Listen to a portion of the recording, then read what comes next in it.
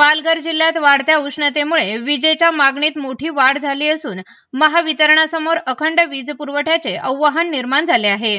सर्वसाधारण 270 million unit असलेली विजेची मागणी आता 310 ते 320 मिलियन युनिटपर्यंत पोहोचली असून वापरात 20 ते 30% वाढ झाली आहे। वाढलेल्या मागणीमुळे ग्रामीण भागात कमी दाबाने वीज पुरवठा होत असून पंखे, कूलर आणि एसी प्रभावीपणे चालत नसल्याने नागरिक उकाड्याने त्रस्त झाले आहेत।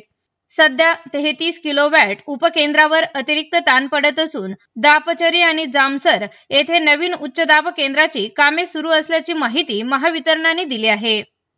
सध्या स्थितीत उन्हाळा हा अत्यंत पीकवर आहे। आपल्याकडे जो मंथली आपला वापर आहे हा अराउंड 260-70 मिलियन युनिट्स होता, तो आता 310 मिलियन युनिट्स पर्यंत गेलेला आहे आणि यावर म्हणजे अराउंड 15 ते 20% राईज हा प्रत्येक कंझ्युमरचा झालेला दिसतो। तर याच्यामध्ये लो व्होल्टेजचे जे काही भागात पॉकेट्स आहेत त्याला रिझन असं आहे की आपल्याकडे 33 केव्ही ही खूप लांबणं येत आहे आणि एका वाहिनीवर 3-3, 4-4 सबस्टेशन आहे। तर अशा ठिकाणी काही ठिकाणी हा इश्यू आहे, जव्हार, मोखाडा किंवा तलासरी भागात किंवा मनोर, विक्रमगड या परिसरात हा विषय आहे।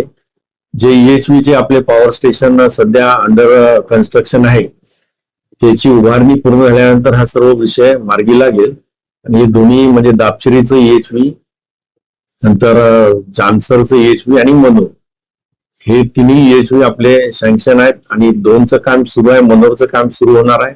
हे सर्व झाल्यानंतर हा विषय थोडासा कमी